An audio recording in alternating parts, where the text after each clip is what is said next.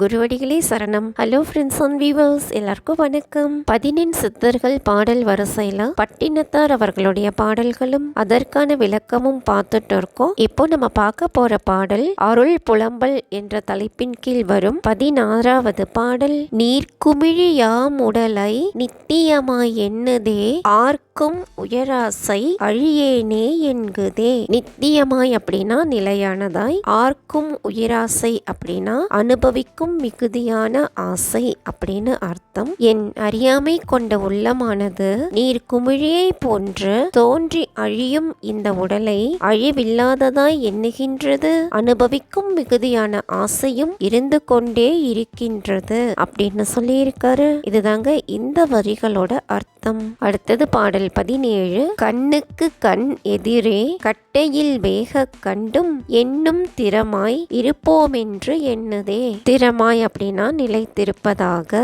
அப்படின்னு அர்த்தம். அதாவது கண்ணெதிரில் காணும்படி மக்கள் உடல் விறகில் இடப்பட்டு வெந்து சாம்பல் ஆவதை கண்டிருந்தும் நாம் எக்காலத்திலும் நிலையாக இருப்போம் என்று என் உள்ளம் எண்ணுகின்றதே அப்படின்னு சொல்லியிருக்காரு. இதுதாங்க இந்த வரிகளோட அர்த்தம். அடுத்தது பாடல் 18. அனித்தியத்தை நித்தியமென்றாதரவாய் எண்ணுதே தனித்திருக்கேன் என்குதே தனை மறக்கேன் என்குதே. அநித்தியம் அப்படின்னா நிலையற்ற பொருள். அதாவது என் உள்ளமானது நிலையற்ற பொருளை நிலையானது என்று அதனை தனக்கு ஆதரவாகவும் நினைக்கின்றது. நிட்டையில் தனித்திருக்க எண்ணுவதில்லை, மனத்தை ஒருமுகப்படுத்துவதில்லை அப்படின்னு சொல்லியிருக்காரு. இதுதாங்க இந்த வரிகளோட அர்த்தம். அடுத்தது பாடல் 19.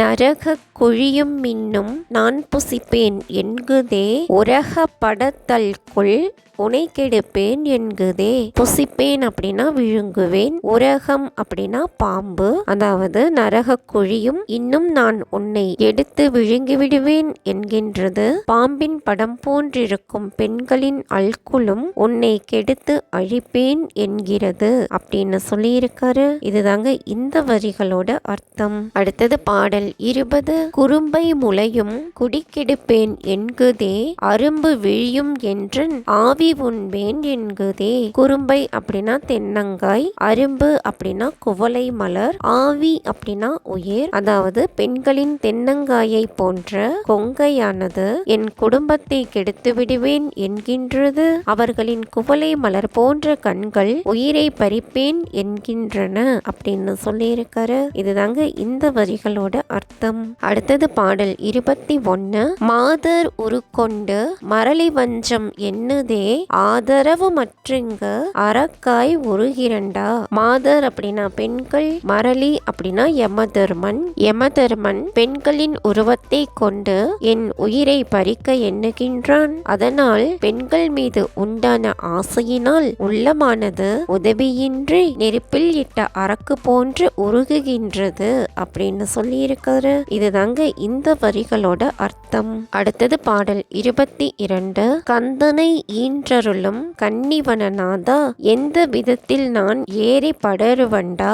எந்த விதத்தில் அப்படின்னா எந்த வகையில். அதாவது முருக பெருமானை ஈன்ற மதுரை மாநகரில் வீற்றிருக்கும் இறைவா, நான் எவ்வகையில் நின் திருவடிகளை அடைவேன். ஏனென்றால் பல்வேறு துன்பங்களும் என்னை வருத்துகின்றனவே அப்படின்னு சொல்லியிருக்காரு. இதுதாங்க இந்த வரிகளுடைய அர்த்தம். மீண்டும் கன்னிவனநாதா கன்னிவனநாதா, அதாவது மதுரையில் கோயில் கொண்டருளும் இறைவா, மதுரையில் கோயில் கொண்டருளும் இறைவா அப்படின்னு சொல்லி மீண்டும் பாடல்கள் தொடர்கின்றன. அடுத்தது பாடல் 24. புல்லாகி பூடாய் புலந்தனால் போதாதோ கல்லாய் மரமாய் கழிந்தனால் போதாதோ. பூடு அப்படின்னா பூண்டு, புலந்த நாள் அப்படின்னா வருத்தம் அடைந்த நாள். புல் மற்றும் பூண்டாய் பிறந்தும் வருத்தம் அடைந்த காலம் போதாதோ, கல் மற்றும் மரமாய் பிறந்தும் கழித்த காலம் போதாதோ.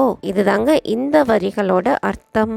அடுத்தது பாடல் 25. கீரியாய் கீடமாய் கெட்ட நாள் போதாதோ, நீரியாய் ஊர்வனவாய் நின்ற நாள் போதாதோ. கீடம் அப்படின்னா புழு, நீரியாய் அப்படின்னா நீரில் வாழும் மீன் முதலியனவாய், ஊர்வனவாய் அப்படின்னா ஊர்ந்து செல்லும் பாம்பு முதலியனவாய், அதாவது கீரிப்பிள்ளை மற்றும் புழுவாய் பிறந்தும் அறிவால் குறைந்து விளங்கிய காலம் போதாதோ, நீரில் வாழும் மீன் முதலியனவாய் ஊர்ந்து செல்லும் பாம்பு முதலியனவாய் பிறந்து வருந்திய காலம் போதாதோ அப்படின்னு சொல்லி இருக்காரு. இதுதாங்க இந்த வரிகளோட அர்த்தம். அடுத்தது பாடல் 26. பூதமொடு தேவருமாய் போன நாள் போதாதோ, வேதனை செய் தானவராய் வீழ்ந்த நாள் போதாதோ. தானவர் அப்படின்னா அரக்கர். பூதமாகவும் தேவராகவும் பிறந்து கழிந்த நாள் போதாதோ, பிற உயிர்களுக்கு துன்பம் உண்டாக்குகின்ற அரக்கராக பிறந்து கழிந்த நாள் போதாதோ அப்படின்னு சொல்லியிருக்காரு. இதுதாங்க இந்த வரிகளோட அர்த்தம். அடுத்தது பாடல் 27.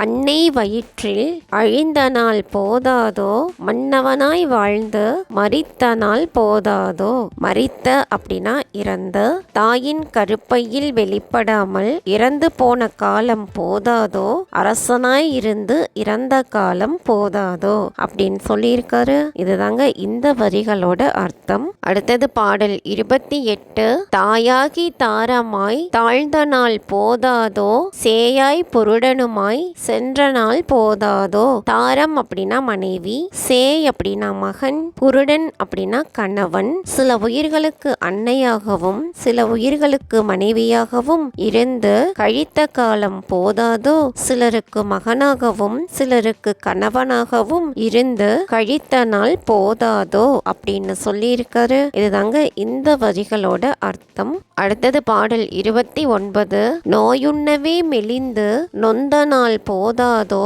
பேயுண்ண பேயாய் பிறந்த நாள் போதாதோ. நொந்த நாள் அப்படின்னா துன்பம் அடைந்த நாள். எடுத்த பிறவிகளில் எல்லாம் நோய்களுக்கு ஆட்பட்டு யான் துன்பம் அடைந்த காலம் போதாதோ, பேயால் உண்ணப்பட்டு நானும் பேயாய் அலைந்த காலம் போதாதோ அப்படின்னு சொல்லியிருக்காரு. இதுதாங்க இந்த வரிகளோட அர்த்தம். அடுத்தது பாடல் 30. ஊனவுடல் கூன் குருடாயுற்ற நாள் போதாதோ, ஈன புசிப்பில் இளைத்த நாள் போதாதோ. ஊனவுடல் அப்படின்னா உறுப்புக்கள் குறைந்த உடல், ஈன புசிப்பு அப்படின்னா இறைச்சியை உண்ணுதல், கூன் குருடு செவிடு முடம் முதலான உறுப்புக்கள் குறைந்த பிறப்புகளில் பிறந்து வருந்திய காலம் போதாதோ, இறைச்சியை உண்ணும் பிறப்பிலே பிறந்து வருந்தியது போதாதோ அப்படின்னு கேட்டிருக்காரு. இதுதாங்க இந்த வரிகளோட அர்த்தம். என்ன ஃப்ரெண்ட்ஸ், பாடல்களும் விளக்கமும் உங்களுக்கும் தெளிவா புரிஞ்சிருக்கும்னு நினைக்கிறேன். மீண்டும் 31வது பாடல்ல சந்திக்கலாம். தேங்க்யூ.